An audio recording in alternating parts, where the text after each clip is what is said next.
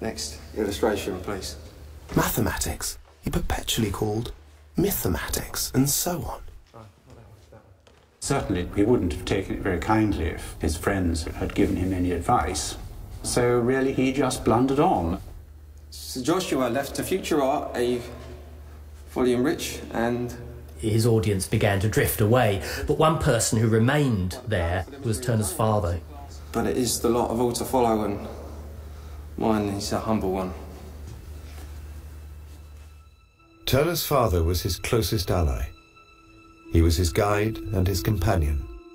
His mother, though, was a different story. She was a family secret. There's some evidence from relatively early in Turner's life that his mother was accused of having, quote, an ungovernable temper. His mum is going crazy. She's a really loose cannon at many times, so we're led to believe. And Turner has to incarcerate her. He has to effectively section her. Turner's mother was committed to Bedlam Hospital. Whether she was clinically insane, we simply don't know. What we do know, however, and this is, I think, a stain on Turner's reputation, and his father's for that matter, is that they could have elected a more humane private treatment for her, and they didn't.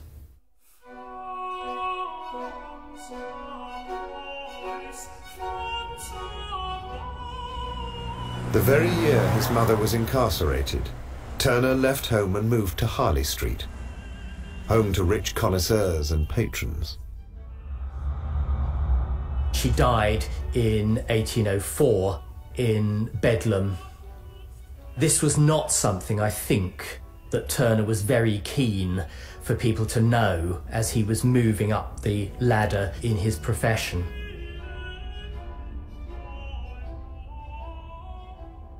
There's one very small and poignant profile drawing of a woman in a mob cap in an early sketchbook. She's off guard, she's musing, she's looking down. I think that might well be her. You know, with the mother gone, Dad comes to live with Turner. You know, he mixes his paints for him. So it is the kind of, you know, me and me old dad kind of Cockney thing. Turner never married, and so his father, as time went on, gave up the shop and became the person who looked after Turner. As a personality, Turner was quite complex, very complex. His relationship with women was not at all conventional. He had a liaison with the widow of a musician called Sarah Danby, and she bore him 2 daughters, but he doesn't seem to have been a particularly doting parent. They were maintained at a separate residence. As far as his character was concerned, it really depended who you talked to.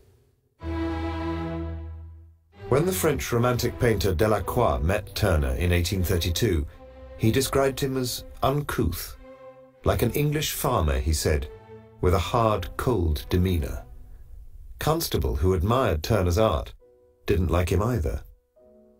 But Turner was never going to fit in with his fellow romantics, either as a person or as an artist. This is his picture of a factory in the West Midlands. For the romantics, factories were the dark side of progress, but for Turner, they were a source of inspiration. He coaxes the most exquisite, beautiful pictorial effect out of the blast furnaces of industrial Dudley. Those people who visited Dudley, especially literary commentators, were often appalled by what they saw. Dickens was horrified by the Black Country and the effects of industrialisation. But what Turner is representing are not what Blake described as the dark satanic mills. It is an image which certainly doesn't criticise the Industrial Revolution in any way. When Turner paints industry, he does paint it in an unjudgmental way, yes. And I don't think that kind of romantic nostalgia that we perhaps tend to get rather obsessed with nowadays really occurred to Turner at all. If you went into the valleys and you went into the industrial cities, there it was, there was industry, this was now, this was progress, this was the modern world. The modern world in 1842 looked like this: a steamboat in a vortex of rain and snow. And Turner is doing something extraordinary. His painting has become loose, less figurative, more atmospheric, less solid. It's perhaps one of the most extreme pictures he ever showed. You cannot tell where the sea ends and the air begins. It has no side, no middle, nothing to hold on to. The only solid thing is this little steamboat.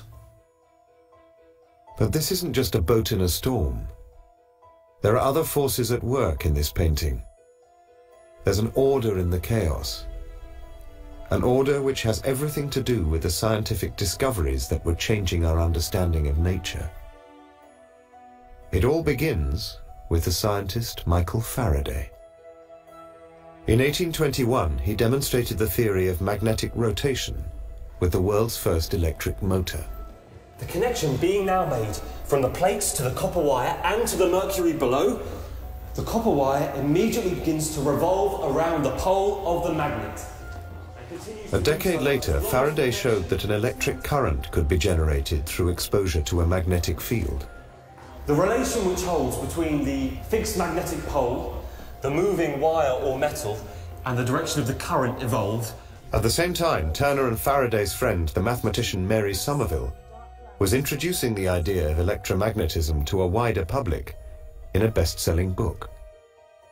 Dr. Faraday observes that such is the facility with which electricity is evolved by the Earth's magnetism that scarcely any piece of metal can be moved in contact with others. Turner knew Mary Somerville very well indeed. They were good friends. Mary Somerville talked many times of going to Turner's studio and always being welcomed. Even a ship, passing over the surface of the water in northern or southern latitudes, ought to have electric currents running directly across the line of her motion. Curious electromagnetic combinations probably exist, which have never yet been noticed. What is Turner doing in Snowstorm?